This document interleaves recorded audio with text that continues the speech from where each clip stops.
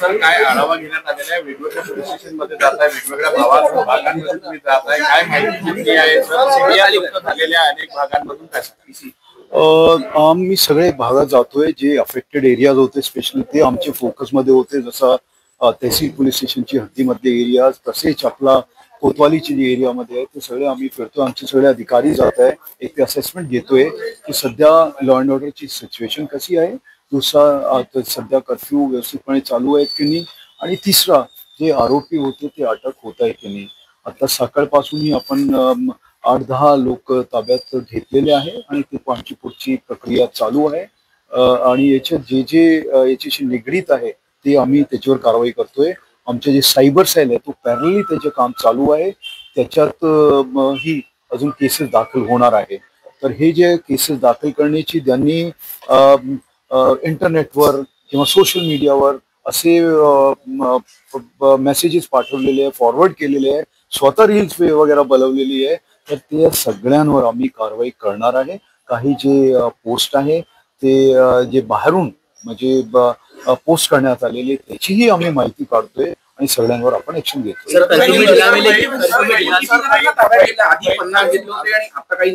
असे 50 अगोदर होते, त्याशिवाय त्याच्यानंतर त्याच्यात 7 मायनर पण होते, आणि त्याशिवाय आतापर्यंत जवळपास 8 लोक आपण ताब्यात घेतलेले आहेत. त्याच्याबद्दल पुढची कारवाई चालू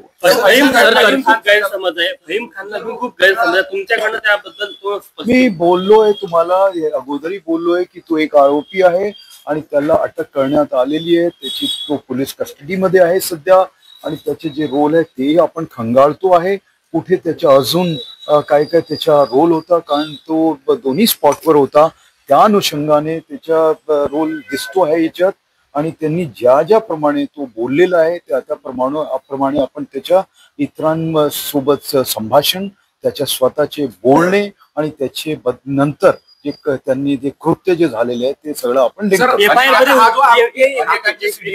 मध्ये उल्लेख आहे की त्यानेच लोकांचे माथे भडकवले. एफआयआर मध्ये मी तेच सांगतो ना, तुम्ही तेच प्रश्न विचारता. अजून सीडीआर काढण्यात आलेल्या अनेक लोकांचे, त्यामधून काही पुढे येते आहे का? जो सीडीआर आहे ते सीडीआर आणि इतर आता मी सगळी गोष्ट असं सांगणार नाही. ते आमच्या इन्व्हेस्टिगेशनचे जे जे भाग असतात, जे सेक्शन्स लावले गेले पाहिजे, हे सगळं त्या दृष्टीने आमचं काम चालू आहे. फहीम खान हा यशोधरा नगर मध्ये रहिवासी आहे. यशोधरा नगर वरून तो ऑल द वे गणेशपेठला आला. तो दुपारच्या आंदोलनात पण होता का, संध्याकाळच्या आंदोलनात पण होता का? यशोधरा नगरला राहतो, त्याचा काही व्यवसाय पुण्याला आहे? बघा, हे जे आहे तुम्ही जे माहिती दिली हे सगळ्यांना माहिती आहे. तो कुठला राहणार आहे त्याच्या ह्याच्यात पण आलेलं आहे. तर त्याच्या जसं मी सांगितलं रोल त्याच्या आपण पाहतो आहे आणि त्या आधारावर आमची पुढची इन्व्हेस्टिगेशन चालू आहे. सर, लोकांना राहत भेटली ते जसं सांगितलं ते आम्हाला असेसमेंट घेतोय आम्ही. आमचे सगळे अधिकारी जात आहे, व्हिजिट करत आहे आणि त्या अनुषंगाने पुढची कारवाई करण्यात येईल. मराठीचे झाले जसं जसं हे होईल आपण कुठे ते आपण हे रिलीफ ऑफकोर्स आपल्याला सॉरी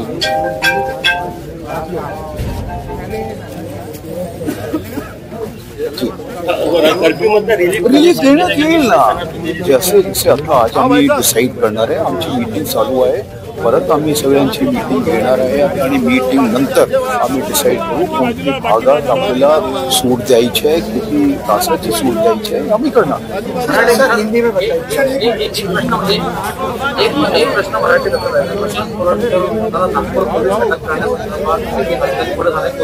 आपल्याला माहिती नाही की तो केस कोल्हापूरला दाखल आहे.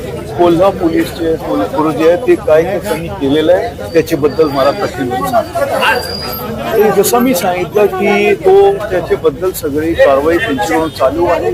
आमच्याकडून जे त्यांना मदत लागते ते आम्ही मदत देतो. अभी हिंदी में बोलते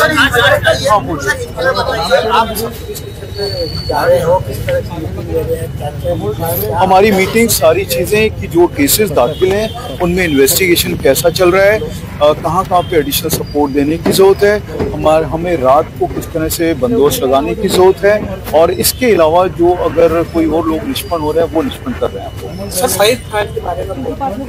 आपको ये हो रहा है उसके क्या अरेस्ट कॉल है किए सर? गए जी उसको अरेस्ट की गई थी, एफआईआर में उसका नाम था, जहाँ का रहने वाला है वो सारी इन्फॉर्मेशन निकाली है। उसके बाद में 21 तारीख तक उसको कस्टडी में है वो हमारी, और वो कार्रवाई हमारी चल रही कुछ वीडियोस उसके वायरल हुए, उसको फोन कॉल्स अपने है। जी सब चीज़ें चेक हो रही हैं, उसका क्या रोल था, वो किससे क्या क्या उसने भड़काने की कोशिश की, कैसे वो लोगों को मैसेज किए, या जहाँ भी उसके ओपन जो स्पीच हैं वो सारी। सर वो एक संस्था चलाता है, उसका एक्टिविटी है वो, उसको लेकर उसकी संस्था के लोगों को भी अरेस्ट किया है। वही मैं आपको बता रहा हूँ कि उस पर्टिकुलर आदमी के इंसान के आसपास में उसने क्या क्या किया, वो अगर जो भी मैसेज दिए और वो भी इन्वॉल्व है क्या कम्युनिकेशन, वो सब चीज़। सर ये मास्टरमाइंड है क्या सर? इस मास्टरमाइंड आठ लोगों ने आत्महत्या की है, क्या बताएंगे? हम लोग खुद ढूंढ रहे हैं जो भी लोग हैं, और इसमें जिसका जो रोल है उनको सबको मालूम है, और हम उसके ऊपर जैसे कानूनी जो कार्रवाई है वो हम लोग करते हैं। दूसरे की निवडणूक पण लढला. 8 लोगों ने एक बाकी है, तो उसके बारे में जो बाकी हैं हम सब उनको अरेस्ट करेंगे, जो कार्रवाई कानूनी वो हम लोग कर रहे हैं। सिर्फ फहीम खान के ये वो मास्टरमाइंड क्या ये अभी तक एस्टेब्लिश हो चुका है? ये मास्टरमाइंड है क्या, ये एस्टेब्लिश हुआ है?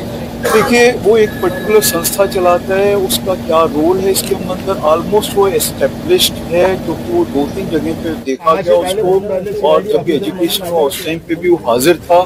तो अगर किसी को कुछ बोलना है कानूनी तौर पे वो बता सकता है पुलिस को, और किसी को इनसाइट उसने जो किया है, जो हमारे पास में एस्टेब्लिश्ड रिकॉर्ड है, उसके आधार पर हम लोग कार्रवाई कर रहे हैं। आज कर्फ्यू के दौरान कुछ लोगों ने किती आहे याला, आणि आज समजून सांगा नव्या याच्यानुसार किती गंभीर गुन्हे आहे याच्यामध्ये पोलिसांनी टाइम लागेल तो जो आधीचा गुन्हा होता ते सर्व बेलेबल सेक्शन होते, कारण संपूर्ण परवानगी घेऊन हे आंदोलन करण्यात आलं होतं, म्हणून भारतीय न्याय संहितेची धारा 223 व मुंबई पोलीस ऍक्टची कलम 135 अनुसार गुन्हा दाखल केला होता।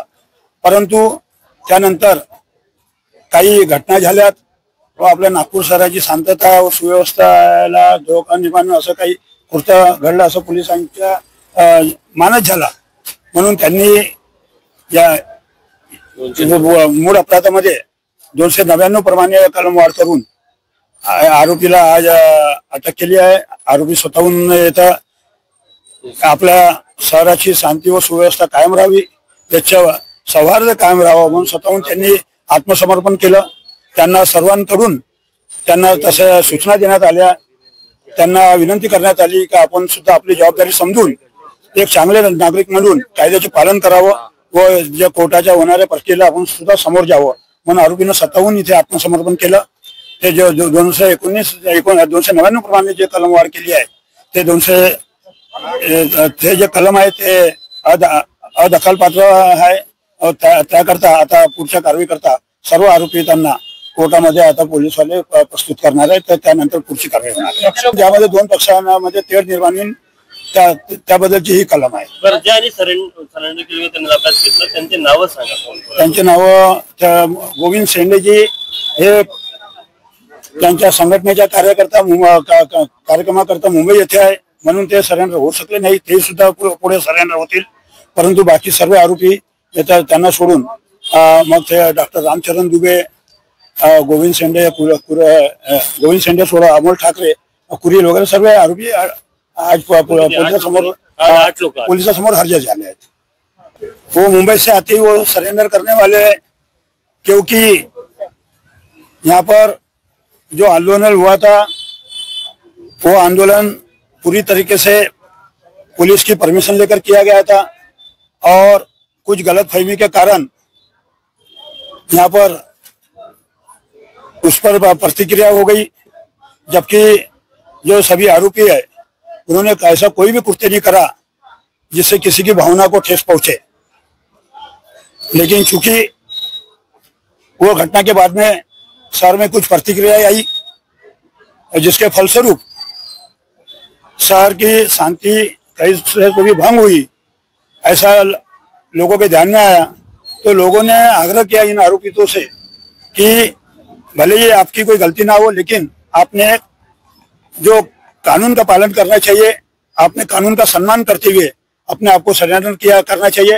हालांकि आरोपी को पता था कि उनके खिलाफ में गैर जमानती जो धाराएं है वो भी लगाई गई है, उसके बावजूद उन्होंने अग्रिम जमानत का रास्ता न लेते हुए अपने स्वयं को यहाँ पर इस पुलिस स्टेशन में उन्होंने सरेंडर किया, आत्मसमर्पण किया और आगे पुलिस ने उनको अरेस्ट करके अभी उनको कोर्ट में लेकर गई। तो पुलिस किस तरीके से उस केस को प्रस्तुत करती है उसके हिसाब से हम लोग अगर संभव हुआ तो आज ही जमानत के लिए अप्लाई करेंगे, क्योंकि जमानत मांगना ये हमारा संवैधानिक अधिकार है। वो अधिकार संविधान के तहत जो भी कुछ बन सकता है उसके लिए हम लोग का वो कार्य करेंगे।